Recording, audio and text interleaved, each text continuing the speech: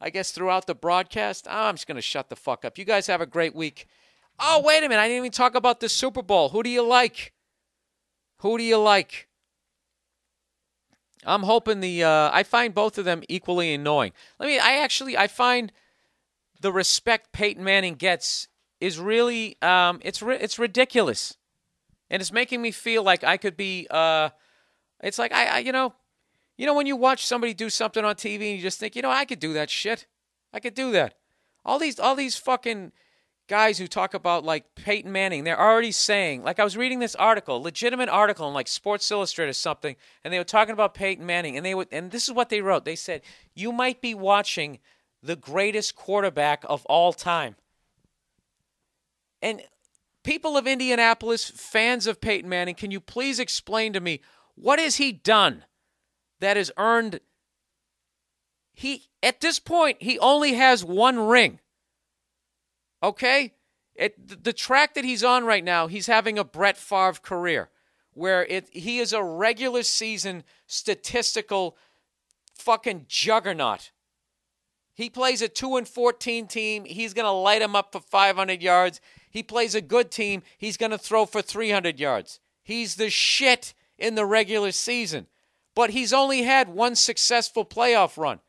He has half as many rings as Ben Roethlisberger. He's got a third as Tom Brady.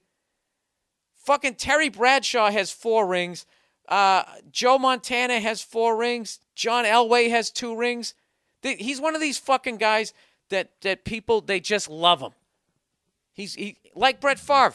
People love fucking Brett Favre. And despite the fact that 99% of his playoff losses ended with him throwing a stupid interception, people just can't get enough of the guy. He's got the scruff. He's got that perfect quarterback head. He wears Wrangler jeans. He's just a country boy. They just fucking love him. And then meanwhile, these other guys, look, say what you want about Terry Bradshaw. That guy definitely fucked up in the regular season. But when it came down to it, that guy was 4 for 4 in Super Bowls. He won 4 Super Bowls before any team had won their third.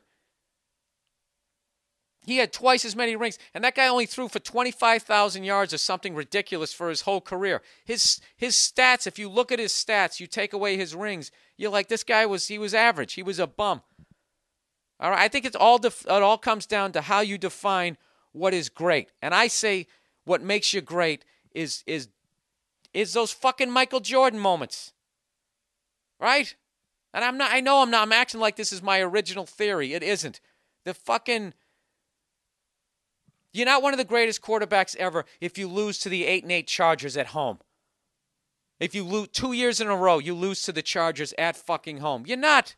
You're not the greatest quarterback of all time if you bitch about how much the Patriots fucked up your receivers, and then the owner of your team, who's on the rules committee, as one of my listeners told me, I haven't even checked to see if that's true, but they told me, so it's true in my world, and they changed the fucking rules to give you an advantage, and then you go out and you break Dan Marino's touchdown record. That's like 20 years old, and a year later, Brady breaks it.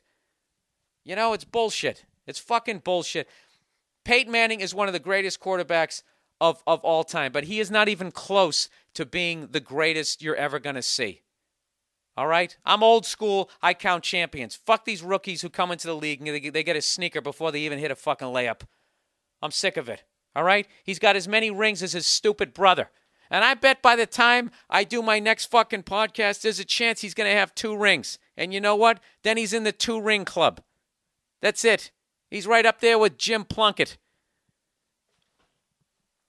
They're the ones who fucking defined it by laying down to the goddamn Jets. The only thing that counts is Super Bowl rings. You know what I feel like right now? I feel like who's that fucking coach? You want to crown him? Then crown his ass. Peyton Manning is exactly who I thought he was. Fuck that guy. Go Saints. You know something? It's very easy for me to root for the Saints as long as they don't show their fucking stupid fans. Their fans are so goddamn annoying. My whole life, that stadium has been 1/3 full. And now all these Saints fans coming out of the woodwork. Who that? Who that? Who that think they're going to beat damn Saints? Who that cheering on the Saints? Where the fuck have you been my whole life? I ask you guys, you ever been in a sports bar? Have you ever seen anybody wear a Saints jersey? Ever? You haven't. They're fucking bandwagon. Bandwagon. You know, those guys who actually showed up and they had the bags over their heads, those guys that you saw every week on Inside the NFL back when Nick Bonacani and Len Dawson did it, those are the true fucking fans. All these fucking phonies now showing up with your Reggie Bush jersey and your fucking Bourbon Street beads. You can all go fuck yourselves. All right, that's it. That's from someone whose team got knocked out of the playoffs in a raping. Whatever. Congratulations to fans of both teams. I just hope it's a good game. And that's it. I don't know what the fuck I'm going to do. I'm going to go walk down this fucking Wild West, Ybor City, and I'll talk to you guys next week.